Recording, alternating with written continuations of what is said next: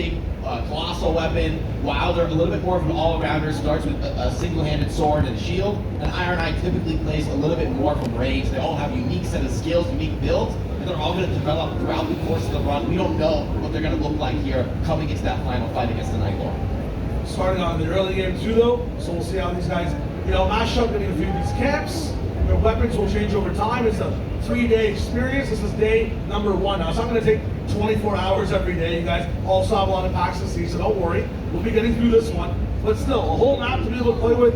You saw it in the trailer too, that zone's going to be shrinking down, so you got to plan your path, see where you want to go. And you have some mechanics that are kind of similar to Elden Ring, but Night Ring is its own thing entirely. What are we doing with these churches here, Jake? Yeah, so the churches are going to have a flask upgrade, and as well, there's a few enemies here to fight, get those crucial level ups. Of course, everybody starts at level 1. You see those health bars, not too significant, right? They really need to get leveled up, get those stats online so that they can really take the fight and start scaling. And there's a bit of an exponential threat to that. Like, the stronger you get, the bigger enemies you can take on here in the daytime in Limbo, which is going to allow you to hit higher levels and be more prepared for those eventual boss fights.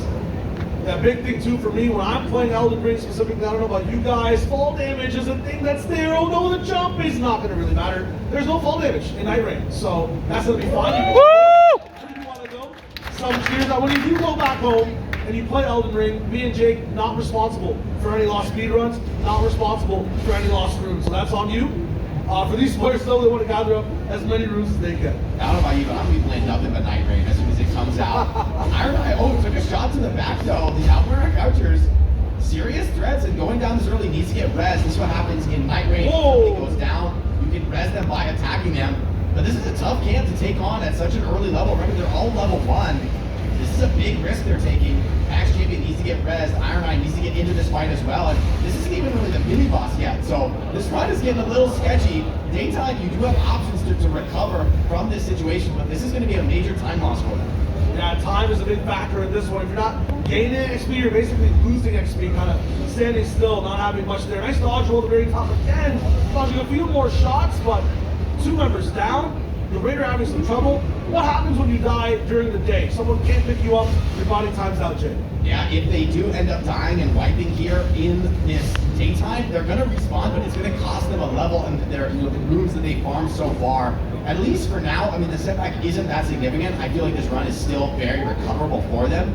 This is just a very difficult camp to be taking on at level 1, and I think this is a wise decision here from our team to cut their losses, back off, and try and take on a little bit more of an opening camp, get a little bit stronger before challenging those tougher foes. Losses reversal available around the map as well, but Jake is absolutely right. They have some time to keep it moving, find some other camps. Losing a level at level 1 keeps you at level 1, so not much loss. Maybe find some of the smaller mobs first. Yeah, I mean, I think making your decisions in the early game is pretty significant because that all plays into that ramp you're trying to hit in every single run of Night Rain. You got much tougher foes ahead, so these early decisions in the daytime, right, like, they're going to have knock-on effects where one or those consequences will be felt. For now, though, they got run to get off to a better start, be able to loop a little bit, grab some of these smaller mob camps, get a bit of these extra items to power up the run. Now, when I have a lot of runes, Jake, and I want to level up, I got to look at some guides. I want to think about my builds. What's the situation in this game, right? Because there's so much time lost here. There's so many things to think about. If I'm at a side of grace, what am I thinking about? Just level up, bro. Just level up. Really? Yeah, the Side of Grace is going to heal you, it's going to fill your flask, and it's also, you just level up all your stats all at once. You're able to get another church upgrade, so already 2 upgrades to the flask, some extra consumables to take into the next fight. So there's a lot of durability in a long fight. I think our squad really is hurting for the runes, right? They need to get leveled up and just be fundamentally stronger, have better stats, and take on these tougher foes down the road. Never seen one of these foes. Is it Dragon? Are they going to take on Dragon? I'm a little. This looks a little sketchy to me. I mean, this is like the classic Elden Ring experience. Sometimes you gotta pass by a foe for some greener pastures, which I think is wise at this phase. They're only level 2. Maybe this is a threat that can come back later, but it's a guardian column they're gonna have to deal with here. Hit those ankles. It's the whole team here. Here's the question. We tune in and see exactly where everyone is. Yep. 3 players taking on what seems to be an annoying foe when you're by yourself, but we're making quick work of this one. Fire bleeding from those nodes, but it's going to be looking good. Almost down the golem. Taken out of the run turns on. Yeah, there we saw the ultimate from the Raider, right? This big totem you see is actually buffing up everyone's damage. It's also, with the new mantling system, something you can jump on top of, creating a little bit of an opportunity to slow things down, pop a flask, use some consumables. So, I mean, these ultimates, the skills, the characters you select in Night Rain are going to have a really significant effect on your strategy and the way you play these runs. Big thing too, you saw it there if you're paying a little bit of attention to the big screen. When you take down an enemy that has one of those HP bars, that's in the middle of your screen, a great enemy, a normal enemy felled, you have a choice to make of gaining new weapons, gaining new passives. You basically start to just switch up your entire build as you move on within the game. So there's big choices to be made every single time as you keep moving through the game. And also, of course, in Night Rain, I mean, these are just run-based situations here. So maybe for the first time in an Elden Ring game, I'm actually going to use my consumables for the first time ever. You know, for some reason, whenever I use my consumables, that's when I fail the boss fight. It's always the boss fight where I don't pop any consumables that I end up clutching and winning. So maybe I'm just going to stick with my strat of just ending the game with an absolute full inventory, even in Night Rain. Can't really recommend that, but for some reason, that always works for me. It's about staying locked in, and right now they might lock into this one. What's going on here, Jake? Yeah, so you see this castle up ahead as we're going to see Wilder jump up to the spirit string to navigate the map. And here, of course, that imposing fort off in the distance could be a POI that they want to take on. Still, level 2, level 3, I mean, these are the tough decisions in Night Rain. Do you have what it takes to challenge that level of fight, or should you just look for a smaller cave? I mean, there's big rewards if you're able to get the victory here, but now they have levels on the line. There's something to lose if they go down, and it's a Crucible Knight defending the door. I haven't seen this one before, Child. This is a serious foe. Yeah, I have a really big HP bar, so damage is tickling right now, but the team is locked in, trying to take them down. I'll fight from all sides, but they kind of dodge that shield. All 3 ultimates, yeah, you gotta put some respect on the Crucible Knight. I actually like this decision. This is such a serious foe in the base game. I mean, you gotta be putting some real respect on the Crucible Knight. So they're gonna deploy their ultimates, get that one done, allows them to take on an enemy that maybe otherwise they wouldn't have been able to fight. Keep those ultimates cycling. Should be efficient for the long run. Looking really good so far, catching up on some of the runes they missed from that failed fight earlier. So they seem to be on pace now. Big thing as well for the game, I can kind of read the minds in the room. Man, if I was playing, I would take a left here. If I was playing on the map, I might have visited this church earlier. This game switches the map every single run. The zone's also coming in a very different time or a different way. So each run is absolutely unique. There's no min-maxing in terms of preparation. You have to look, adapt, play. Yeah, it's a very different set of skills. Rather than like memorizing every foe and being ready for every encounter, you gotta adapt to what the run gives you, make different decisions. Like Iron Knight, for instance, is a great example where you start this build as a ranger and maybe you focus on the bow with a lot of your abilities playing to that strength, but maybe you find the weapon that makes you switch to more of a melee-focused class. Here's an Erdtree avatar, just randomly spawned here. Our group looks like they want to take this fight. They want to get the runes and level up. But man, that stomp is threatening. Pax Champion took a real hit there. Needs to heal up. Needs to get a bit of that respect from the rest of the team. Iron Knight goes down. This fight's looking a little bit scary. Nice dodge again, though, from Distortion. Able to get the teammates back up. Does trade a little bit of damage for it, though. Able to dodge more. Flask up. And now, Erdtree avatar trying to pressure down this massive health bar. This is a tanky beast. Some of the attacks can be damaged. Nice stagger though. Limits some of the threat coming in. Big ults. We got that totem. Damage buff is active. This is where we start to pop everything else. Oh, another big stomp. Raider goes down. The rest of the team picks it right back up. Big stagger. Nice crit hit. Yeah, and while you're critting with one player, the rest of your allies can just pump in that damage, all being buffed up by that ultimate from Raider. Range attack though, now coming in from the Erdtree avatar, something you gotta respect. Another goes down. This is looking scary. Raider dodges well, Distortion, keeping this alive. There's a big bonus to be had if you're able to take down the Erdtree avatar, but they're taking a big risk challenging a foe like this. And of course, this is the way you res in Elden Ring Night Rain. You just attack your allies. Don't worry, bro, I'm helping you, I promise. Power, strength, picks you back up. Again, this avatar as well, completely random spawn. So if you're used to how the map starts to play in RNG, the bosses that spawn, the mobs that spawn, also random as you move around the map. This one's so tough to play with 3 players because all his attacks, the majority of them, are 360 AoE. Yeah, you gotta be worried about the threat here. Another range attack popping. See where the aggro comes. I mean, this is part of the challenge of the 3-player fights. Hard to know where the aggro is gonna come, when the boss is gonna turn on you. see Raider trying to get in here from behind, trying to get this stagger. They know it's close, but man, the poise on this Urge Avatar is nothing to sniff at. A big stomp comes in, distortion goes down, needs to get rezzed up. This is the value though of Iron Eyes, being able to res from range, right? You just attack your ally with the bow, and they use the wire doll to get the res. Great value there. Avatar down to about 20% HP right now. Team working on it. Another stagger, another crit. Good damage. Again, as it's getting crit, you can still end up doing more damage onto him. Wilder's going crazy. The Raiders right there as well. Down to 1 HP, 3 flasks to the left. It's looking good. Urge Avatar so low. A big stomp dodge again. We're almost at the end of it. 2% live. And the squad's got it.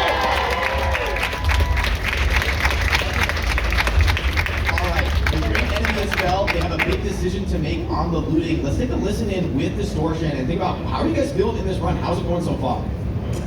This has been a really rough start, but we got them down, and we did get 2 extra heals, so we're pretty good.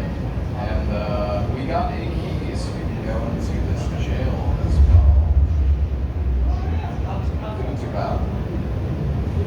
All right. I like that. You gotta have the positive mindset. I think that recovered really nicely from that early difficulty, right? Like, yeah, you took a little bit of trouble, but those early deaths, I think, are very recoverable. And now they're gonna use the Stone Sword key to pop the Evergaol. Night is approaching. No. They gotta move quick. It's another Crucible Knight. A little bit less tanky than before, but this one has that different weapon, the spear, so if they're able to deal with this as quickly, and it is seriously tanky here, even in the Evergaol. I like the decision to just pop the ult. Here's the Edge of Night coming though. Time is against them. They gotta move fast. Do they want to stay in this fight? There's a question for it. If they can deal the damage with that more ultimates, it's fine. But the reason they're running away is that, Edge of Night, the circle, it's closing in. Don't worry. I know psychologically that's doing damage to your brain when you see a character from software get involved in that height, but it's all good. Night Rain, again, no damage. Have to reverse though, the double jump available. And almost hit from one side. There we go. The Crucible Knight's still firing from the other side of the cliff.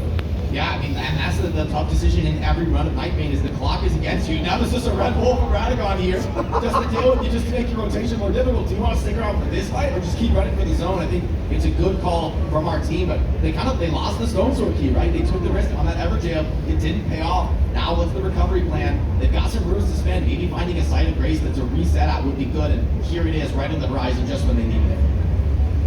Every time you visit these sites of grace, yes, you have the opportunity to level up, but it also just auto refills your flasks towards the top left. And again, on that level up, you don't have to make a decision. You just press one button, it auto allocates all your runes for that level.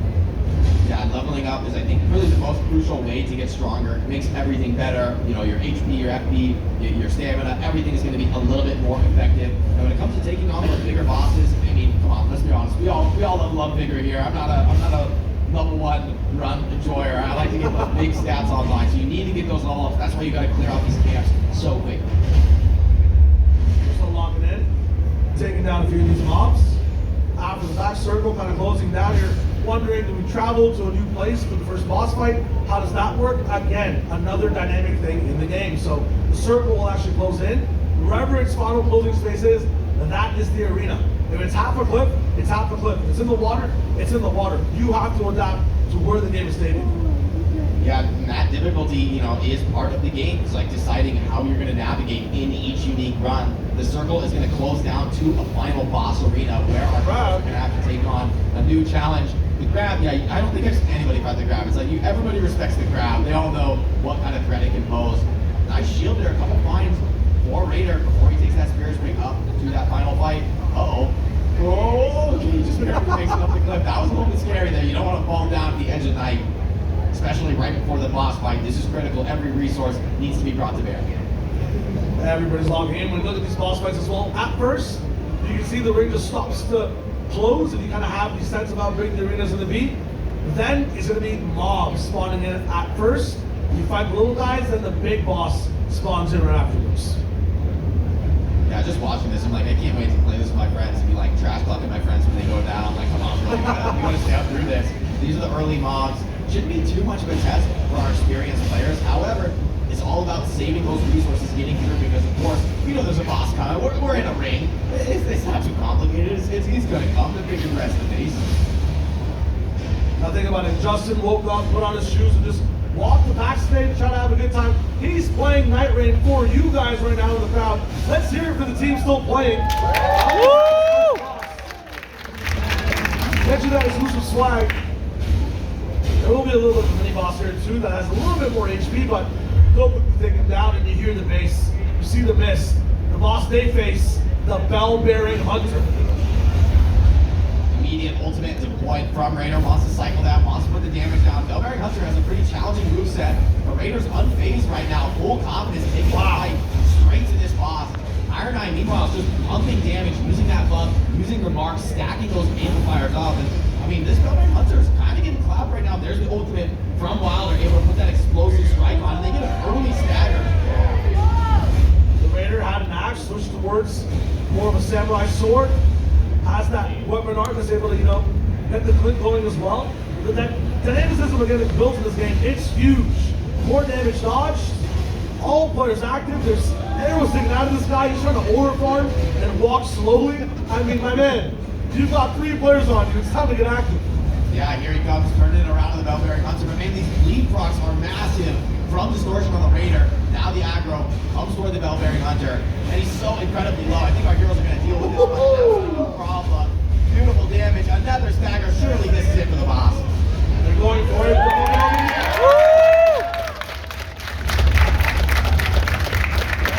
First boss down, and now what happens? I mean, this is a great opportunity, right, where you get to make some of these really powerful choices, big buffs to decide what you want to go, where do you want your direction to be for your future build, Sided Gray spawns, and you have a few moments to think about this, but day 2 is starting. You got to get right back on the farm train.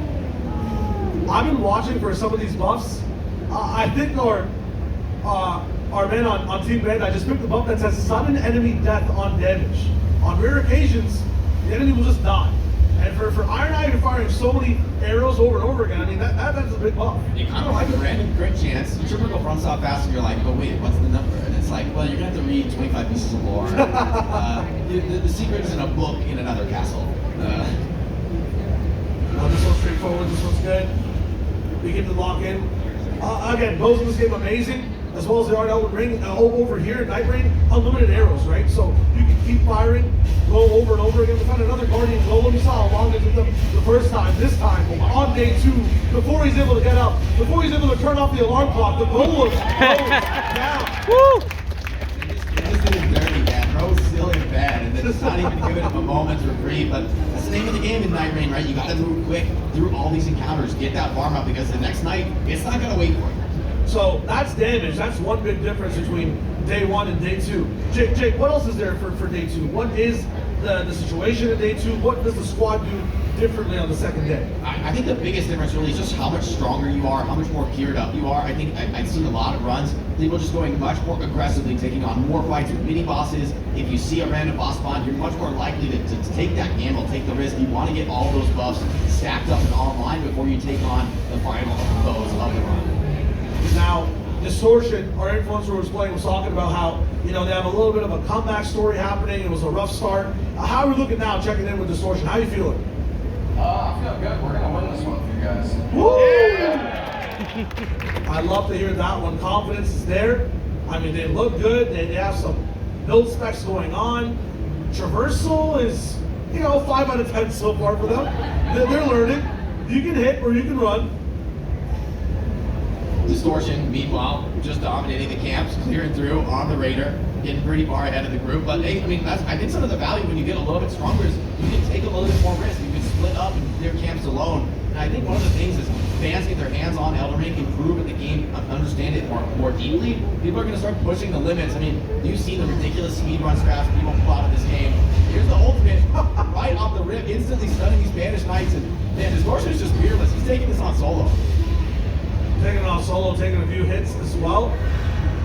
Chill on his back, and you can see how differently his flask works now. So he pops it, and it kind of pulls up over time instead of immediately, a lot slower.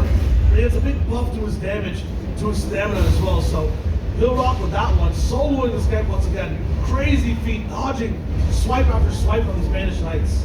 Yeah, this is why we brought Distortion here to just take care of business, sick backstab, taking on the 1v2, no problem. Moises through that hit. allies showing up, getting the cleanup here. Everyone's getting these runes though, so there's real value to the team to having somebody who can kind of lead the way, solo some of these camps, get a bit of extra farm, because this is just accelerating the rest of the team's ability to get stronger. One of these Banished Knights maybe not happy for that one. This goes berserk towards the very end, but they take care of him. One more left now. The whole team here, we're able to see everyone just pop off and make quick work of an HP bar that took one player so long. Yeah, the focus fire really changes the game. Now that they complete this camp, they got a lot of runes to spend. There'll be a site of grace to spawn, a few chests to loot.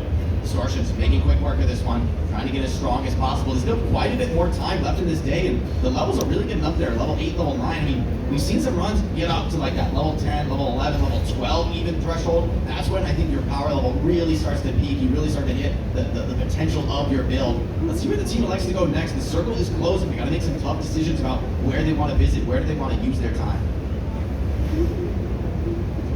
I mean, clear camps, that's one thing.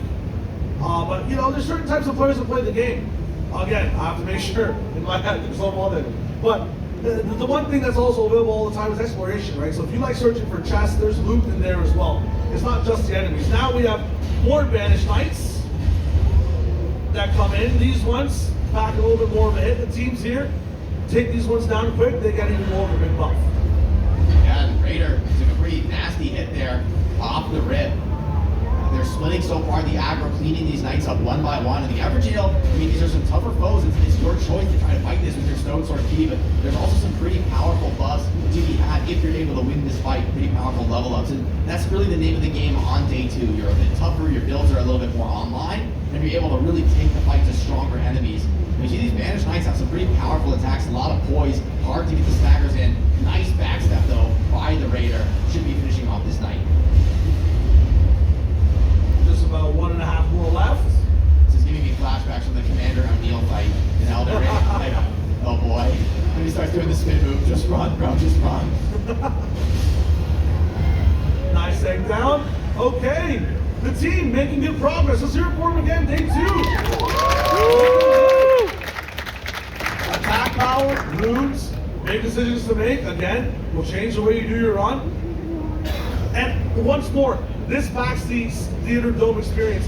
No one else is getting this in the world. This footage, not out there. But I encourage you again, you can record, you can post things, use hashtag Elden Ring, hashtag Night Rain, share it on your socials. You're one of like 400 people in the entire world that get to have this experience. So own it, flaunt it, it's the best.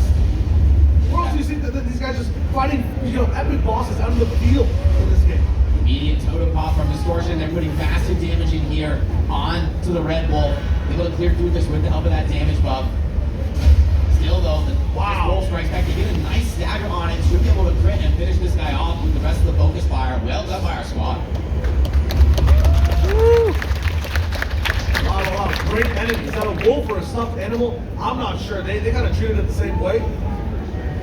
It's more FP now on some of these characters that like to use their skills. And they keep moving. Yeah, and for the Raider, I mean, that's really the name of the game, is just getting all these stat buffs. I like that decision on the build, you know, going for just these incredible stats, to be able to pop a lot of skills throughout the team fight, be able to use those weapon arts, then with that katana, maybe get some extra bleed procs. Now they're happening upon, looks like a castle. Do they want to go to the top with that Spirit Spring? Do they want to go up the gut and just take the fight straight to the front line? Decisions to make here on every run. And I mean, no one knows what's going to be at the top of each of these hills. No one knows what's coming next over the rise. That's part of the fun of Night Rain, is that every run is different. This map generated by a random seed, and here at PAX is the first time we're able to showcase that to you. Jump up again.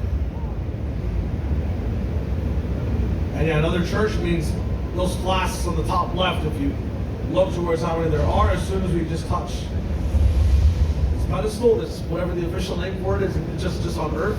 Yeah, I mean, the Church of America here giving you that flask of grain. We've seen, honestly, in the last few runs, like, people have needed all of the flasks. Yeah. Right? Sometimes it hasn't been enough when it comes to taking on that Night Lord. So this is a seriously tough situation. You need to get all those buffs, especially the heals giving you the sustain deeper into the long boss fights, right? Yeah, some of these mini bosses, they're leveled up where they're able to cleave through them pretty quick, but believe me, every second counts. Really, the true enemy right now is the clock, trying to just farm through these enemies without making any mistakes, without using any consumables, so that you're really at that maximum strength for the final battle. Now, We got 4 eyes up here, but I see a lot of them in the crowd as well. We can analyze the game, but I just want to get a temperature check from the room. How do you guys feel about their run? Did they have a chance to take the Night Lord down? What do you think? Yeah! Anyone confident? I like that too. I'm kind of in agreement, Jake. What about you? I think this is going pretty well. Yeah, they may have had like a little bit of a rocky start, but that was a long time ago. I feel like this run has really found its rhythm. Everybody's getting leveled up. They can get a few more POIs, a few more levels on board, maybe some final bits of extra gear going into that boss fight. It could be set up well for success. We'll jump in. Take another stream towards the top. I feel like we've elevated so many times on this map. Again, if you see cliffs, if you see things inside the circle, if it's marked on your map, you can go there. And it'll be different every single time. I know, again, we're trying to min-max and see what the best route is, but you have to choose on the fly. That's one of the best parts about this game. Everyone is different. Everyone is like playing for the first time. And who doesn't want that first time, you know, Elden Ring type of experience? Night Rain gives that to you every single time. Here's a prospect of the shop as well. You can buy potions, consumables, smithing stones as well to make your weapons better. There's options there. You have the runes as well. That being said, you know, you're taken away from your level too, right? If you buy stuff, it's going to be tougher to get to 11, to get to 12. I love that choice by Distortion to grab the poison perfume, because when it comes to taking on the bigger bosses, those poison effects are going to be really powerful throughout the course of a long fight. It's going to be massive damage. So really showing his experience here going up against these next foes. And so far, surely this camp shouldn't be much trouble, and you can see their levels really paying massive dividends. When all 3 of them focus the target together, it goes down easy. Look down to see what consumables they want as well, but not really convinced on what they want to take. Move over to the rest of the team and see how they're doing as well. Everyone looks good so far. Iron Eye's kind of upgraded to a really big bow as well. It has this little slide mechanic too. You see these ultimates, that's one of the ones there from Iron Eye too, the big boom bow. Burst, which has a nice slide that's nice to just move around with and feels comfortable with as well. Dodge a few shots. It's a big pumpkin head they're facing right now as well. So Royal Army Knights who are in this area. Take these down to get another buff. I mean, this team is rolling. Yeah, and I like that they're cycling ultimates, not being afraid to cast these to get the clear speed. Yeah, they're going to deal with this camp regardless, but it's a race against the clock. They want to try and get as many POIs done. These levels are going to count. I mean, that's what we're really thinking about for the course of this run is you select the Night Lord you want to challenge. You need to be building towards that fight and being as ready as possible to take that on. The final test of the run that is, of course, coming in night 3. I see a whip up for grabs, but instead we go for big HP gains up to another side of Grace. Still sticking at level 10 so far for the team. That circle is starting to close in now as well, so boss fight is coming up again.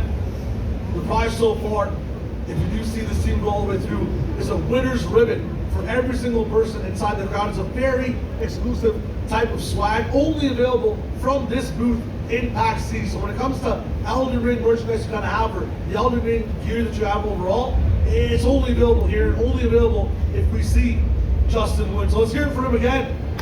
Woo! Yeah, shout out to Justin for taking the risk, playing up in front of the crowd. And here, Whoa. looks like they've got a tough enemy to challenge. And this is before even the boss of Black Blade Kindred could pay some big dividends, but this is a serious foe. You got to decide, do you want to take that fight? Do you want that smoke? I mean, we are coming up on the final ring. You got a little bit more time though. Maybe it's worth the risk for our group to just get that much stronger. Still, the moveset of the Black Blade Kindred is pretty serious. This is a tough call for them.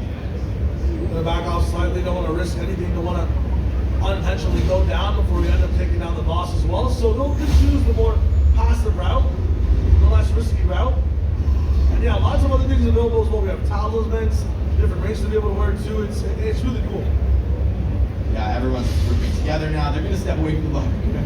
That's probably wise, right? This close to the end, you don't want to be wasting your flasks. You want to get as strong as humanly possible coming up against those tougher fights to come. And they have potentially some level ups to grab here. Side of Grace up ahead.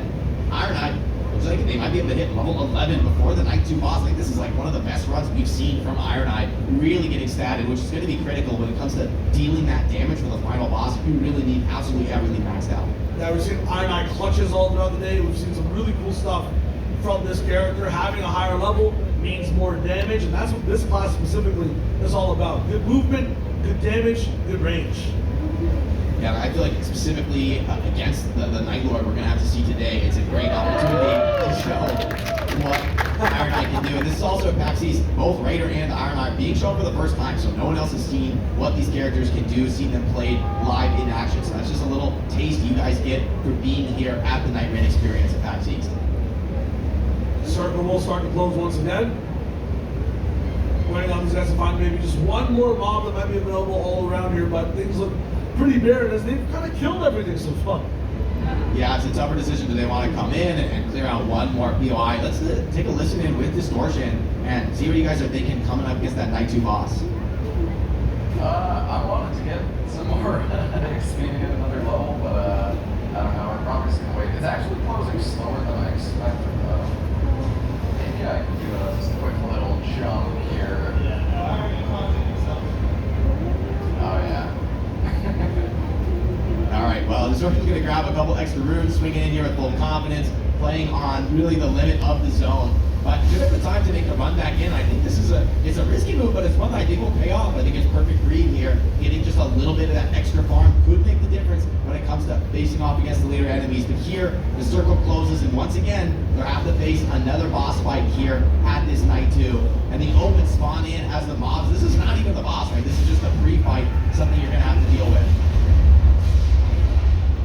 All players dealing with it right now. Trying their best to not take too much damage, but deal as much as they can. Three different elements to fight as well. There's shots on what you want to do, but it looks to be aggro close range, using a lot of AoE attacks with the team.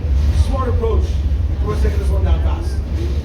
Yeah, you know, with all three players focused fire these bombs, they're able to clear it without really wasting consumables, still having full field pods, looks like on pretty much everybody, 6, 6, and 5 respectively. So they're in a great spot to take down this Night 2 boss. Now the decision is whether you want to pop some of these consumables, taking down the Bell Omen. Okay, this is a tough mini boss. Not going to be an easy one for the group. See what they would decide to deploy. Good dodges from all sides. Nice sprint there from the Raider, taking 2 knives, so this will be tough. That motion taking slowly is going to be a huge deal. Good lock in with the team. Raider trying to find his way in. Finally, who slowed down everyone. Piles on all sides. Another big dodge, a stagger actually. Stop things in its tracks, and after that, a big crit hit as well. Yeah, massive connection from the crit. Here we're seeing Iron Eye using that marking skill you step on the lock-in, that little red insignia. That's going to do increased damage from Iron Eye. So while you're a ranger, you want to deal that damage, you also want to get in and put those marks on enemies to maximize your output. Meanwhile, the main group here, 2 frontliners, Raider and Wilder, doing their job to just hold the aggro of the boss, create space and opportunities. Arbico has other ideas dancing all around this arena. Keep it close and comfy. Bell Omen down to about 50%. Still more shots being just sent out towards people at long range. Not really caring about the 2 players that are really close to him. On ring's edge as well. Here go more projectiles. I don't know what Wilder did to get this much smoke, but he's so hyper-focused on him. Yeah, I can see they're able to deploy that Wilder ultimate. The explosive strike could be powerful. For now, I think just holding the attention of the body big. Another stagger could be an opportunity here. There's the explosive ult coming out from Wilder. Massive poison damage on the Bell Omen, who goes for this daggers from the sky skill. See if they're able to evade it, but it seems like the boss falling quick. Our heroes are really pummeling through this. Absolutely fast available as well. Bell Omen down to about 5% of HP. A few more hits will just do it. The Raider maybe walking up for the moment, trying to get that last one, but Bell Omen goes down. It's looking good, Child. Surely they've got this one in the bag. Surely there's no more major obstacles for them to get by. Hopefully not. We'll tap in, we'll see what's good. A very nice day 2 for the team. I mean, the big thing so far is once you beat this boss, you have a decision to make on some really big buffs, right, Jake? Yeah, this is a key moment, right? You're headed in to this final phase. There's going to be one final opportunity to shop with those runes to get stronger. Then you are going to be facing off against the Night Lord. Remember, y'all, everyone in the crowd, these folks, if they're able to get a win over the Night Lord, you're going to leave with some exclusive swag for witnessing a victory.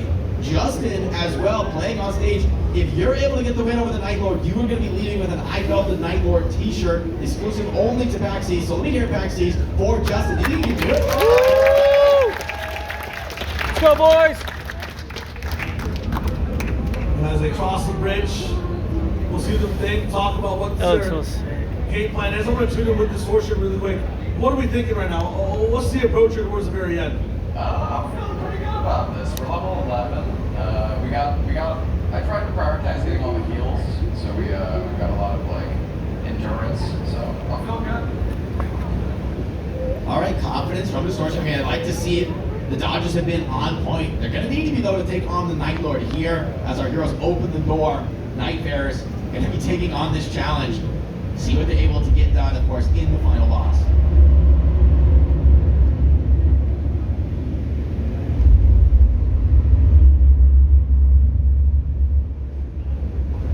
One pushes the door, and no more mobs, no more exploration, just one field, just one fight. Of course, the true star of every Elden Ring game is the giant boss you fight at the end. Let's be honest, these are the coolest characters in the game. Let's see what they've chosen to challenge today. This is just one of many Night Lords that we'll be seeing in the final game. So let's take a look. Let's give it up a hand here for Justin playing against. Well, let's see what's up there. Look at that wasteland. A wide open field, and one boss with 3 players locked in. Let's see who we have today.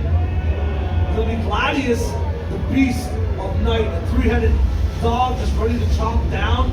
Lightning damage from long range as well, and a chain with a sword on the end of it. You get hit by that thing, you might just be going down immediately. Yeah, a lot of dangerous attacks you got to evade and a massive health bar, so they're in for a long fight. I think Distortion was right to optimize for the endurance, for this ability. You're gonna need the heals because these attacks from Gladius, they come thick and fast. You don't have many opportunities to readjust and adapt throughout the fight because each run, you gotta run through all those days and nights to just get to this point, just to have a chance here at the Night Lord. Now starting to lock in, about 20% damage or 15 already done onto this boss. Seems like really good, but also knocked down, trading some blows, which might not be the best decision in coming to this one. Gladius getting angry, getting dodged again. The tech here for our players is absolutely amazing. Yeah, nice rolls from Distortion, holding this aggro well while they're close to that ultimate. Needs to bridge that last gap, get a few more hits in. So far, so good in this run. Gladius in the early phase, they're dealing with it immaculately well. Of course, never been a FromSoft boss that went down easy. We'll have to see how this fight develops. They're still keeping that aggression. John Ray goes down though. Can they close one? Right as the boss splits, this is a little opportunity. They're able to grab the rest of this moment, but hold on. It's a 3-on-3 now. Gladius is mad. 3 players, 3 bosses. Gladius wants to even out the scales. Another player going down again. So have to try to pick him up. He immediately gets rezzed after that. Gladius, I mean, you might want to control this dog too. You guys know how tough puppies are. Imagine Thunder Beasts pretty much.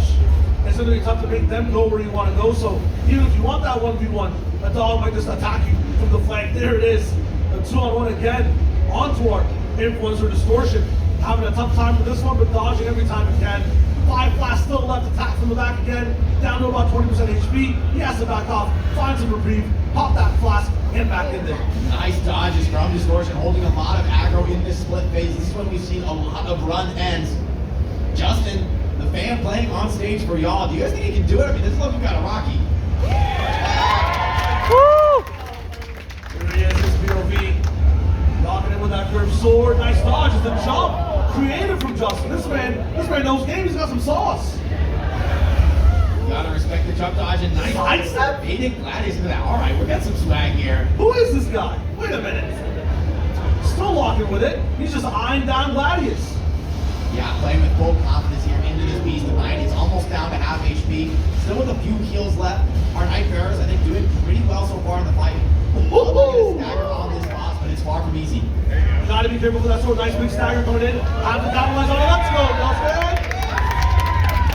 Big hit down again. You can again keep hitting Gladius, but Gladius is not gonna let that happen. A big split as we get back into 3. And how's it gonna be here? How do we want to take this one? One dog. Trying to split the aggro is key in this phase, but you don't get to control what these bosses go for right now. Looks like Raider has 2 dogs on him. Maybe that's going to create opportunities elsewhere in the fight. Communication is also key. Maybe let's jump into Distortion. Let's take a listen. How's this fight going so far? You feeling good? Yeah, this is kind of scary. Respect to respect. Gotta stay locked in on this fight. It is seriously a big threat. They're doing well though in this second phase, even against the enraged Gladius. They're staying aggressive. It's what I like to see. Tanner though, from Bandai, taking a lot of pressure, leaves a dance away. Down a little half HP now, almost at 30%. The dogs about to morph back into one right in front of Justin. Big dodge again. Have to do with the HP bars right now. Look at the heals so far. One flask left for Justin. We go in towards a Bandai, but also one flask there as well. And for Distortion, 3 flasks left. So they've taken a lot of their heals so far to get to this point. That sword also being swung. Does damage on the way back and dodges from all our players. Yeah, very nice dodges. Distortion still with a lot of resources. Iron Knight able to pump a lot of damage from range. Really valuable, especially when you're down to some relatively low heals. Justin, our fan, has been fighting immaculately well in this fight. Does have that instant res still available on Wilder. That's that special skill that Wilder has. So even if he does take a lethal hit, he'll have one last chance to recover. This is looking like a winning run, guys. I don't want to call it early, but this is looking good. Hold up. Always is there, but the fight's not over yet. Split back into 3. We tap in and see what this team has to do now. At the very end of this. 20% HP left on the bosses, and they all strike at the same time. Big dodges from the whole team with the fire. It's all 3. They have to heal now. The last flash for some of the players. Justin's got nothing left. He has to play perfectly.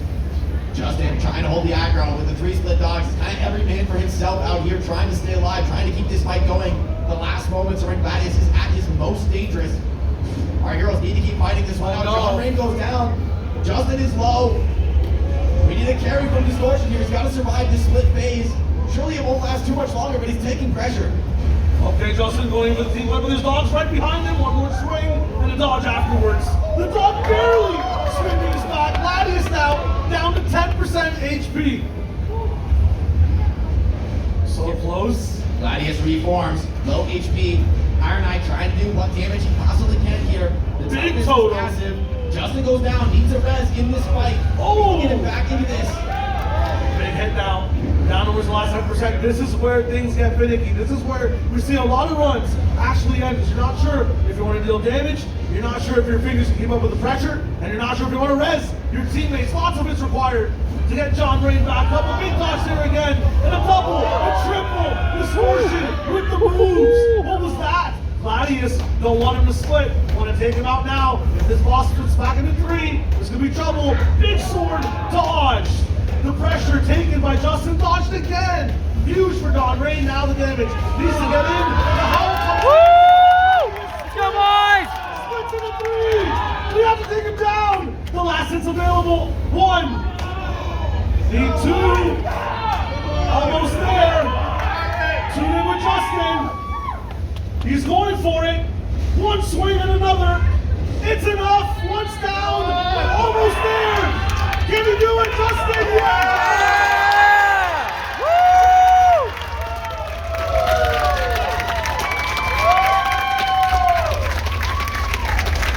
Wow, thank you so much, PAX East. What a cinematic run we got to